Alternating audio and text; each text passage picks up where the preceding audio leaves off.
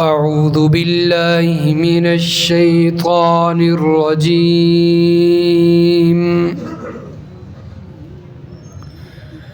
بسم الله الرحمن الرحيم.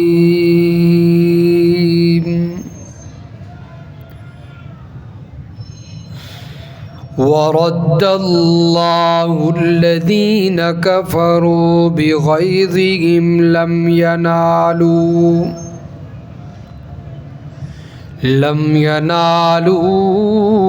خيرا.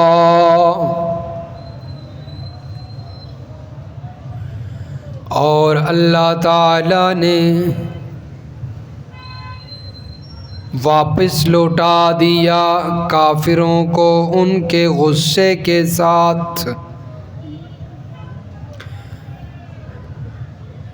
اور وہ اپنے مقصد میں کامیاب نہ ہو سکے۔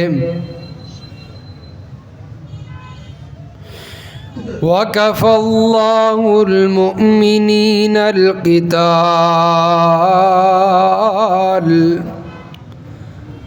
اور اللہ تعالیٰ کافی ہو گیا ایمان والوں کو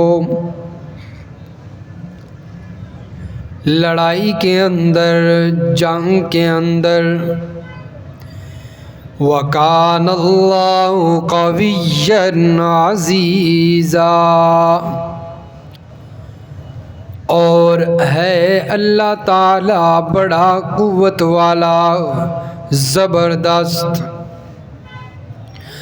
وَأَنزَلَ الَّذِينَ ظَاهَرُوهُم مِّنْ أَهْلِ الْكِتَابِ مِنْ صَيَاصِيهِمْ، اور اتار دیا ان لوگوں کو اللہ نے جنہوں نے مدد کی کفار کی، اہل کتاب میں سے ان کے کلوں سے اتار دیا۔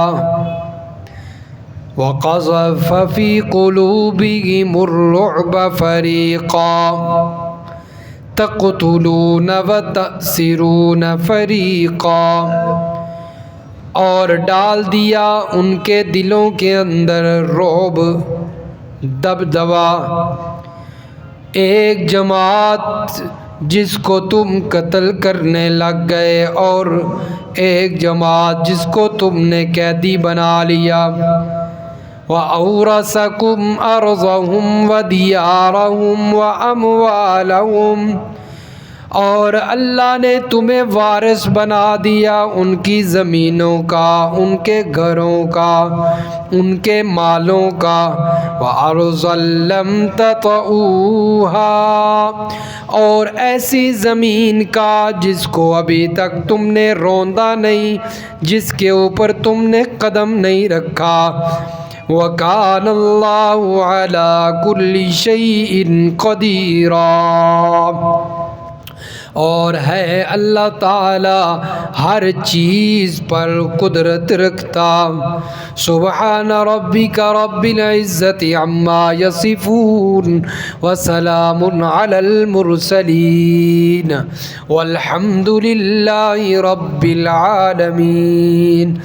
اللہم صل علی محمد وعلی آل محمد کما صلیت علی ابراہیم وعلی آل ابراہیم انک حمید مجید۔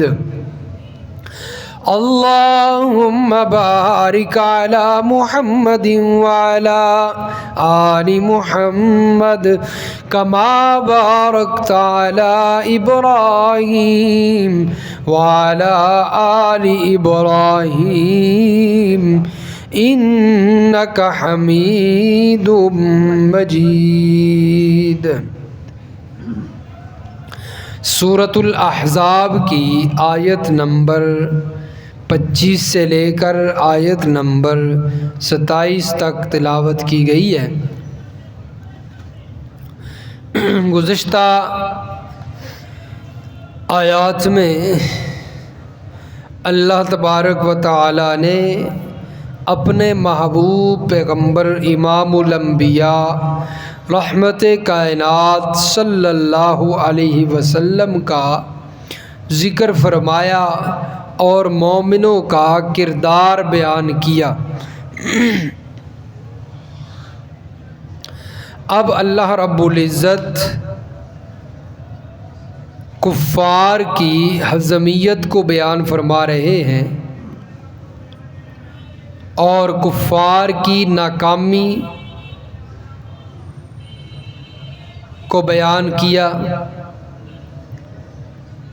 کہ جب غزوہ خندق ہوا، غزوہ احزاب ہوا،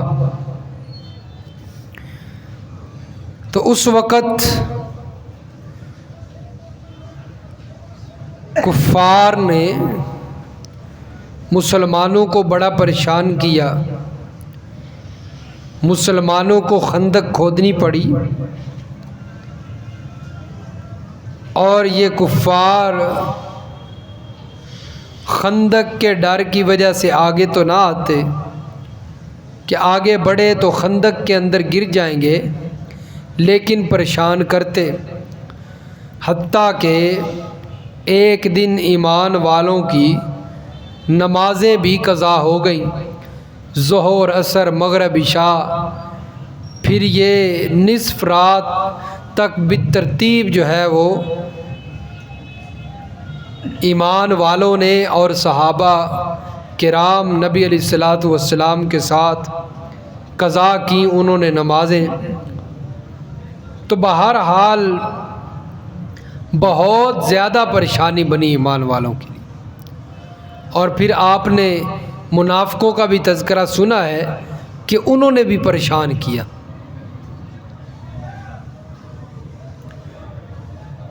چنانچہ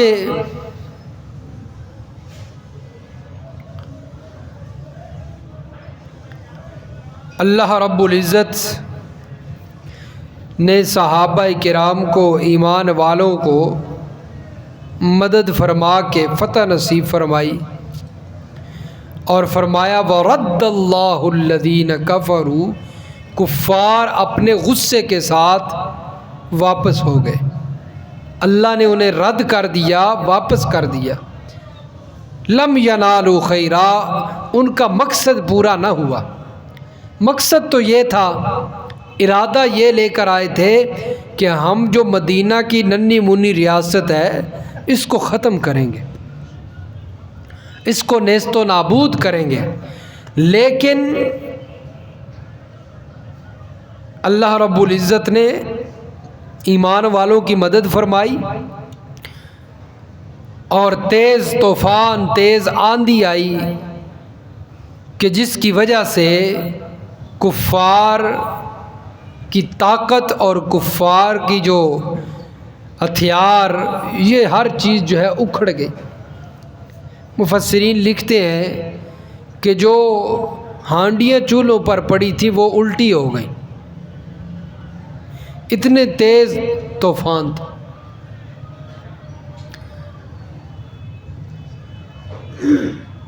اور فرشتوں کے ذریعے بھی اللہ نے مدد فرما دی۔ بہرحال غصہ تو بہت زیادہ تھا کفار کو، لیکن غصے کے ساتھ ہی واپس لوٹ گئے۔ وَكَفَى اللَّهُ الْمُؤْمِنِينَ الْقِتَالَ، اللہ فرماتے ہیں کہ اللہ ایمان والوں کو لڑائی کے اندر کافی ہو گیا۔ کیا مطلب ہے اللہ کافی ہو گیا؟ یعنی ایمان والوں کو لڑنا بھی نہیں پڑا، اور اللہ تبارک و تعالی نے ایمان والوں کو فتح بھی نصیب فرما دی۔ فتح ایمان والوں کو ہی نا، کامیاب تو ایمان والے ہوئے، جنگ بھی نہیں کرنی پڑی۔ تو بغیر لڑائی کے اللہ نے ایمان والوں کو کامیاب کیا، تو یہ اللہ تعالیٰ ایمان والوں کو کافی ہو گیا۔ وَكَانَ اللَّهُ قَوِيًّا عَزِيزًا، فرمایا اللہ تعالیٰ تو قوت والا ہے، زبردست ہے۔ اللہ کے پاس تو طاقتیں ہیں، اللہ تعالیٰ ان طاقتوں کو استعمال کرتے ہیں، جیسا کہ غزوہ خندق کے اندر اللہ نے استعمال کیا، اور باقی غزوات کے اندر بھی، غزوہ بدر کے اندر بھی مدد آئی۔ تو یہ اللہ تعالیٰ کی قوت اور طاقت، اس کا اللہ تبارک و تعالیٰ مظاہرہ فرماتے ہیں۔ وَأَنزَلَ الَّذِينَ ظَاهَرُوهُم مِّنْ أَهْلِ الْكِتَابِ مِنْ سَيَاسِيهِمْ، یہ جو آیت مبارکہ ہے اس کے اندر ایک قبیلہ تھا بنو قریظہ، اس کا اللہ نے ذکر کیا ہے۔ اس کا پس منظر سنیے۔ بنو قریظہ مدینہ کے اندر بستے تھے، یہ یہودی تھے۔ جب نبی علیہ الصلاۃ والسلام مکہ سے ہجرت کر کے مدینہ میں آئے تو اس وقت ان سے کچھ شرائط طے ہوئی اور کچھ عہد لیے گئے یہودیوں سے۔ تو اس میں ایک شرط یہ تھی کہ اگر مدینہ کے اوپر کوئی حملہ آور ہوتا ہے قبیلہ، تو مدینہ کے اندر رہنے والے مسلمان اور یہودی یہ ایک دوسرے کی مدد کریں گے اور اسے روکیں گے۔ تو انہوں نے کہا ٹھیک ہے، لیکن جب یہ کفار مشرکین مدینہ کے اوپر حملہ آور ہوئے، غزوہ احزاب ہوا، تو یہ جو بنو قریظہ تھے انہوں نے اپنا وہ وعدہ توڑ دیا اور کفار کی صف میں جا کر کھڑے ہو گئے، ان کا ساتھ دیا۔ چنانچہ حضرت نبی کریم صلی اللہ علیہ وسلم نے حضرت سعد بن عبادہ کو، سعد بن معاذ کو، اور ایک انصاری صحابی تھے، انہیں بھیجا جاؤ ان سے جا کر جو ہے وہ بات چیت کر کے آؤ، دیکھ کر آؤ کیا حالات ہیں۔ بنو قریظہ کے پاس گئے، نبی علیہ الصلاۃ والسلام نے فرمایا تھا کہ اگر وہ صلح پر راضی ہو گئے پھر تو آ کر ساروں کے سامنے مجھے بتا دینا کہ وہ صلح پر راضی ہو گئے ہیں، وہ ہمارا ساتھ دیں گے، اور اگر وہ صلح پر راضی نہ ہوئے، اس کے برعکس ہوئے، انکار کیا انہوں نے، تو پھر آ کر مجھے اشارتاً بتانا، واضح لفظوں میں نہ بتانا۔ چنانچہ حضرت سعد بن معاذ، حضرت سعد بن عبادہ جب یہ پہنچے تو بنو قریظہ تو بڑی بری طرح جو ہے وہ وعدہ توڑ چکے تھے، کفار کی صف میں کھڑے، اور نبی علیہ الصلاۃ والسلام کے بارے میں بڑا برا بھلا کہہ رہے تھے۔ چنانچہ یہ صحابہ واپس آتے ہیں، اللہ کے نبی صلی اللہ علیہ وسلم کو اشارہ کے ذریعے سمجھا دیا کہ یا رسول اللہ وہ تو بالکل جو ہے بڑی بری طرح وعدہ توڑ چکے ہیں اور صلح پر بالکل راضی نہیں۔ بہرحال جب 1 مہینے کے بعد یہ جو محاصرہ کفار نے کیا ہوا تھا، اللہ نے طوفان بھیج کر انہیں واپس کیا اور مسلمان مدینہ میں واپس لوٹے۔ نبی علیہ الصلاۃ والسلام گھر میں پہنچے، ام سلمہ رضی اللہ تعالی عنہا کے گھر میں، اور اپنا زیرہ جو ہے وہ اپنا جنگی لباس اتارا، غسل کی تیاری کر رہے ہیں۔ حضرت جبریل امین آ گئے اور آ کر کہتے ہیں یا رسول اللہ آپ نے جنگی لباس اتار بھی دیا ہے، فرشتوں نے تو ابھی تک پہنا ہوا ہے، فرشتوں نے ابھی تک جنگی لباس نہیں اتارا، انہوں نے تو پہنا ہوا ہے۔ اللہ کا حکم ہے کہ فوراً جو ہے وہ بنو قریظہ کی طرف جائیں اور ان کا محاصرہ کر کے وہاں پر جو ہے وہ حملہ کریں۔ چنانچہ اس وقت مفسرین فرماتے ہیں عصر کی نماز کا وقت تھا، اللہ کے نبی صلی اللہ علیہ وسلم نے دوبارہ زیرہ پہنی اور صحابہ کو حکم دیا فوراً جلدی کرو، نماز ہم نے بنو قریظہ کے پاس جا کر پڑھنی، ان کے قلعوں میں۔ چنانچہ صحابہ اکرام پہنچے وہاں پر اور ان کے قبیلے کا محاصرہ کر لیا، گھیر لیا اس کو۔ اب 1 ماہ کے قریب گزر گیا کہ صحابہ کرام نے، ایمان والوں نے، 3000 کا لشکر ہے، انہوں نے محاصرہ کیا ہوا ہے بنو قریظہ کا۔ اس قبیلے کا محاصرہ کیا ہوا ہے، اور وہ ہتھیار نہیں ڈال رہے۔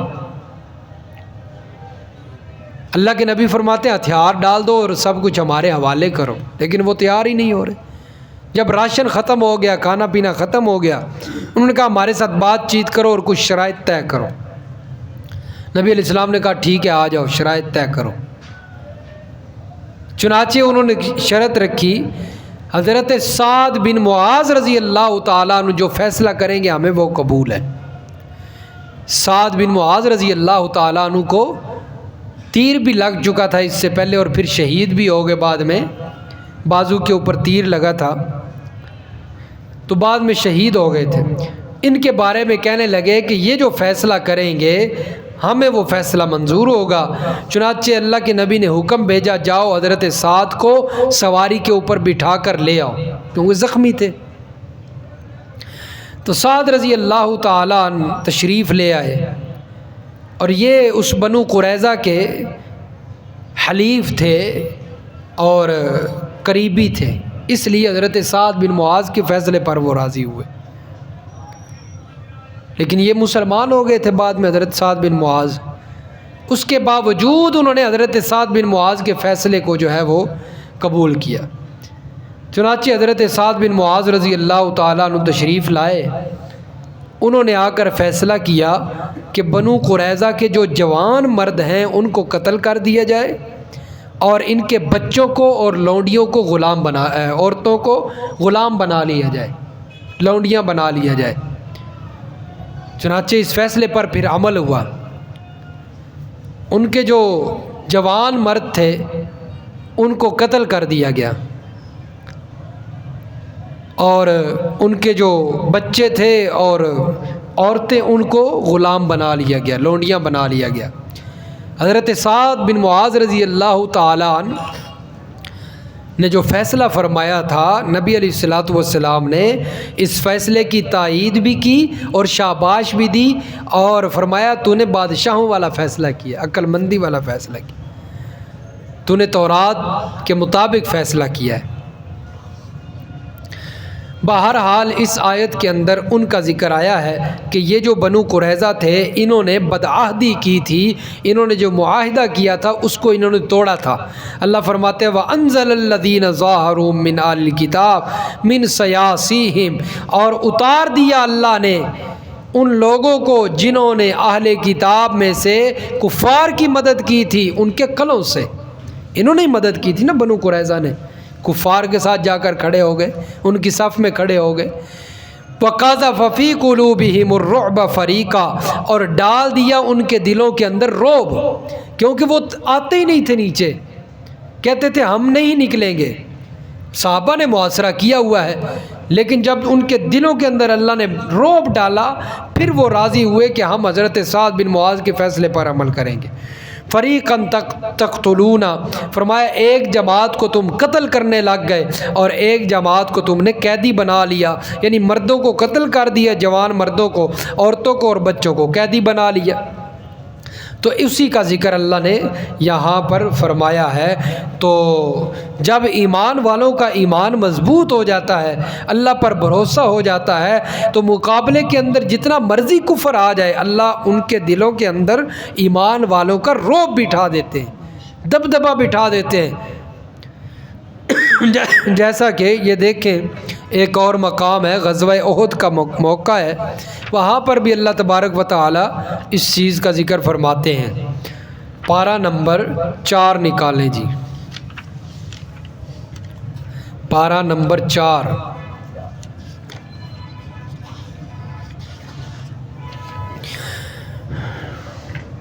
صفحہ نمبر 84،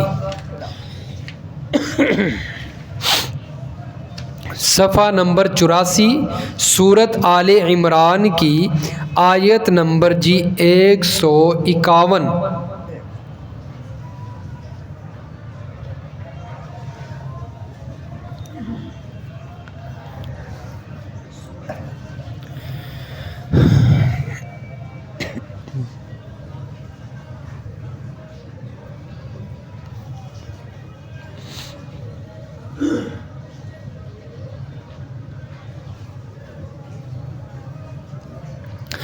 فرمایا سنلقی فی قلوب الذین کفروا الرعب، ہم عنقریب ڈال دیں گے ان کے دلوں کے اندر جنہوں نے کفر کیا، الرعب ڈر، دبدبا، بما اشرکوا باللہ، اس وجہ سے کہ انہوں نے اللہ کا شریک بنایا، ایسی ہستیوں کو، ایسی چیز کو، ما لم ينزل به سلطانا، جس پر اللہ نے کوئی دلیل نہیں نازل فرمائی ہے۔ انہوں نے اللہ کا اس کو کیا بنا دیا؟ شریک بنا دیا، کہ جس پر اللہ نے دلیل ہی نازل کوئی نہیں کی۔ اگر اللہ کا کوئی شریک ہوتا تو اللہ قرآن میں واضح کرتے، اللہ دلیل اتارتے، لیکن جب اللہ کا شریک ہی کوئی نہیں تو اللہ نے دلیل بھی نہیں اتاری۔ انہوں نے فرمایا کہ ان کو اللہ کا شریک بنایا، اس وجہ سے اللہ تعالیٰ ان کے دلوں کے اندر، کفار اور مشرکین کے دلوں کے اندر ایمان والوں کا رعب ڈال دیں گے۔ وَمَأْوَاهُمُ النَّارُ، اور ان کا ٹھکانہ جہنم بنا دیں گے۔ وَبِئْسَ مَثْوَى الظَّالِمِينَ، اور بہت برا ٹھکانہ ہے ظالموں کا، بے انصافوں کا۔ تو مشرکین یہ ظالم ہوتے ہیں، یہ ناانصافی کرتے ہیں۔ انصاف تو یہ ہے کہ اکیلے اللہ کی عبادت کی جائے، لیکن یہ پھر اوروں کو بھی ساتھ ملا لیتے ہیں۔ کوئی جو ہے وہ نانگے شاہ کو، کوئی کھانگ شاہ کو، کوئی کسی کو، کوئی کسی کو، کوئی کتیاں والی سرکار کو، کوئی کسی سرکار کو، سگریٹاں والی سرکار۔ تو یہ عجیب عجیب سرکاریں بنائی ہوئی ہیں اور ان کو اللہ کا شریک بناتے ہیں۔ فرمایا یہ ناانصافی ہے۔ یہ کیا ہے؟ ناانصافی۔